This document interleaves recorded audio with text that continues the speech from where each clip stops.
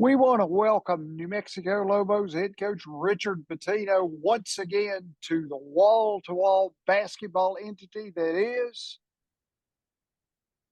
Marching to Madness own collegehoopswatch.com. The Lobos are 13-3. They're 1-2 in the tough Mountain West. Dropped an 83-73 decision at UNLV on Tuesday.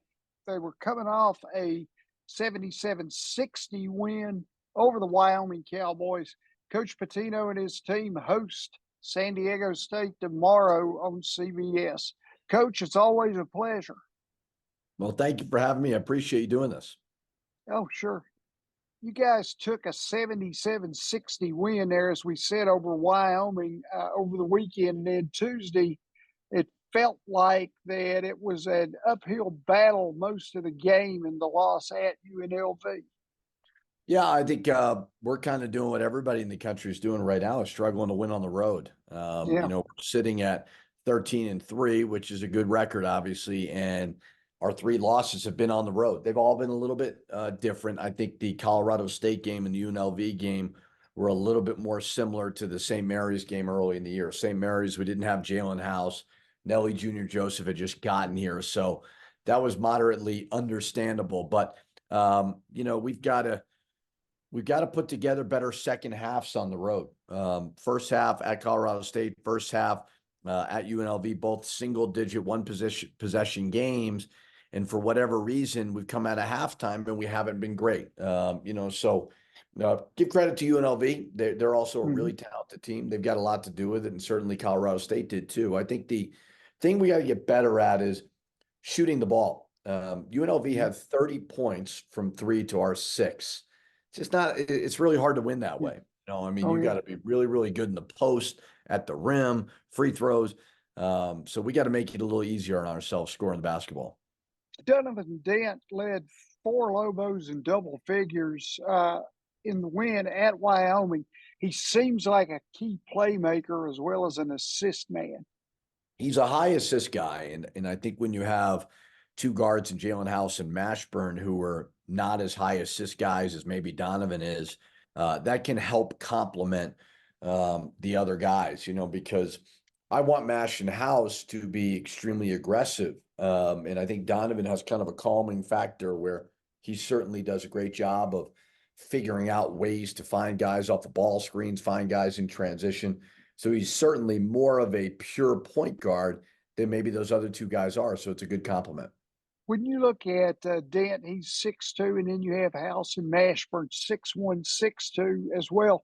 What are some of the biggest matchup problems that a group can show as a unit with with 3 that are on the floor together, but they're not the big guards, but they're talented?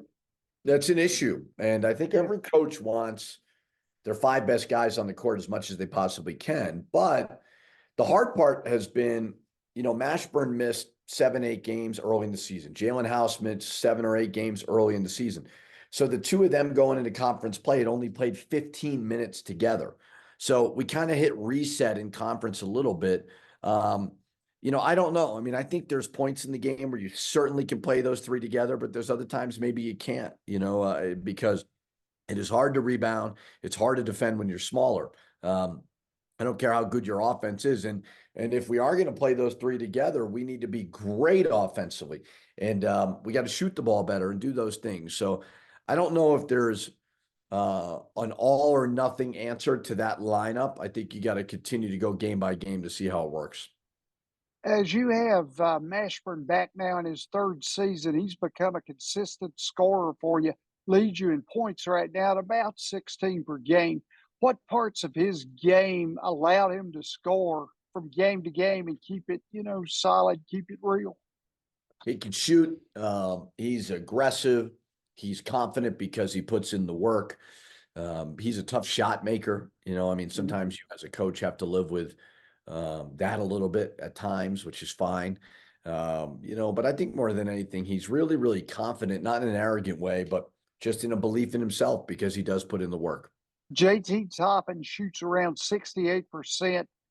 What's the approach you have in finding him inside your offense? Do you look for him early, or is he like somebody, you might set a couple of picks and then boom, he's going to be a few seconds? You know, I think we've got to continue to go to him. Mhm, He's got to post up a little bit harder. He's a freshman, so he's got to get bigger and stronger. He's big and strong right now, but as your mhm, body develops, he'll be certainly a load down there. He's really, really good at the ball screen dives, catching ball. He really catches it well. Him and Donovan have terrific chemistry in the ball screens. Uh, mhm. um, it's been a great first 16 games for him, and he doesn't even know how good he can really be. He's got an Yeah. amazing touch. He can block shots. He can get rebounds. So he's getting valuable experience right now in a tough conference, and we're throwing him into the fire. You never know with high school kids how much they're going to play early, but Mhm. he has had great opportunities in front of him, and he's taking advantage of it. Feels like he's a really versatile player. He is, yeah. I mean, the next Mhm, step obviously would be to shoot the three, but he can score in mhm, the post. He can score on kind of a little floater off the catch. The ball just kind of finds a way to go in the basket. mhm. It's impressive to see. And over high school, when we recruited him, we always kind of saw that. We're like, he just finds a way to get it done. It's a little unorthodox. He's a lefty, but Mhm. he just makes it happen. And he always seems to fill up the stat sheet, which is great. Studying the dynamics of analytics in sports across the boards is something I kind of do and spend a lot of time, probably more time than I should, doing it. But it's a common game, I guess. Your average possession length is 15.4 seconds. It's 22nd in college basketball. So what constitutes your initial entry into your offense if you do not score, say, in transition? There's a couple of teams out there that all kind of do the same thing. I think you see Arizona, Gonzaga, Xavier, and I would say us. Those four teams try to do what people call flow. Mhm, And we try to flow on makes and misses. mhm, It's a good system to do when you have two bigs and you got to play them together where it's a ball screen, duck in, you're getting to the rim. Um, so the one thing that we don't do a lot of is pop our bigs because we don't have a lot of stretch bigs. Now, I think Mustafa Amzil will get better and better, and we'll look at that. But we're certainly not wanting to play against a set defense. sure. Um, I think we've got good depth. We've got guards that can go, and I think it's beneficial to us to push the pace. Now, I want great shots still. I mean, I Mhm, I don't want to just fly up the court and jack up shots, but if we've got opportune, a break of some sort where we can really attack, like we're going to go do that, and mhm. I think it's very beneficial to us. You've had a strong defense versus the three. So, what is your philosophy on challenging and contesting the three once your opponent gets the defensive rebound? Well, fly out there and run them off the line. Hmm. I think more than anything is take away the attempt. Hmm. We've gotten much better this year of challenging shots. I think we lost two at the buzzer in conference last year on jump shots where we were leading. We didn't do a great job challenging. So I think we understand that. But if you're late, if you're scrambling, if you're trapping the post, if you're giving up a rebound, run them off the line, make them shoot it too. Hmm. Deep and challenging Mountain West this year, once again. Have you seen the league get better and better as you're now in your third year in Albuquerque? Well, my first 2 years, we had four teams in the NCAA tournament. Hmm. We had one team in the NIT. So that's Hmm. 5 year 11 are in the legit tournaments. Obviously, the NCAA is the most legit, and then NIT means you're close. Yeah. So it's been really good since I've been here. I think you're looking at like maybe the toughest job in the league is San Jose, and you've got Tim Miles, who's got amazing experience. He's doing a great job. There's no easy outs. There's no Hmm. easy outs. Air Force brings a very, very unique dynamic. And obviously you've got teams at the top, Colorado State. I think all of these guys, whether it's Colorado State, Boise, San Diego State, Nevada, there is continuity at the top. I think Hmm. part of the difficulty of my situation has been every 3, 4 years, coaches are getting fired. Yeah. And sometimes coaches deserve to get fired. I'm not saying that, but there has been a real good level of consistency with the head coach, the AD, the staffs at a lot of those places. And that just helps you win. You know, when you have constant turnover administratively, coaching wise, it continues to set your program back. So hopefully for us, I think we had a good year one of kind of starting from the ground up. Year two, obviously much improved, and hopefully we can improve off of that. Tomorrow, you may have the opportunity because, as we mentioned, you bring those San Diego State Aztecs into your place. So, CBS, 2 p.m. Eastern Time. How do you match up with San Diego State, and how are they different team this year than they were when they go into the NCAA championship game last season? Yeah, I mean they have four guys on the team that were key parts of what they were doing last year that obviously made a great run.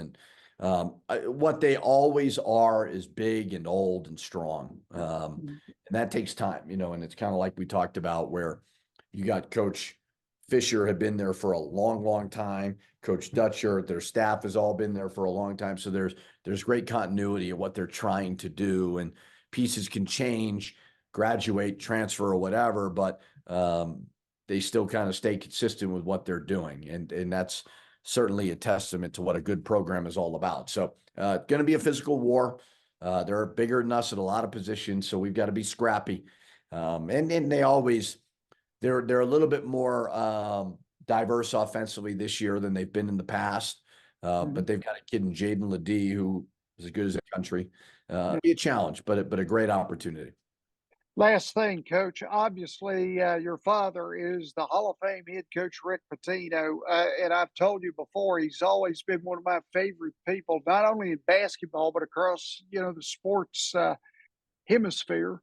I wanted to just ask you if you'd talk a little bit about your elation in seeing him go back into New York City now at St. John's. Well, the coaching really doesn't matter to me, honestly. Sure. Just want my father to be happy. Like, I don't Mhm. really care if he beats Providence on a Wednesday. Like, I'm rooting for him. Yeah. But he's got so many wins and he's accomplished so much that he doesn't have anything left to prove. What I've loved to see is he's back home. He was the New York Knicks coach. He's now coaching again in the Garden. He's got great support. You know, he's got my brother is there.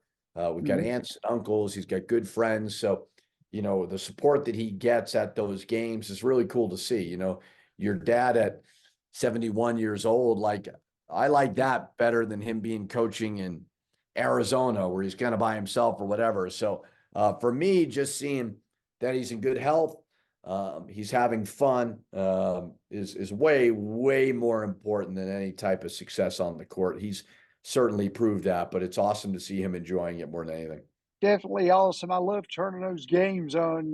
They show the Big East out here pretty much every game, and watching him do what he's done over the years. Coach Pitino, good luck on Saturday against those Aztecs. I'll definitely have that one on TV, and if I'm out at a game, I'll be recording it. All right. Appreciate it. Good talking to you, Ken. Good talking to you, and good luck.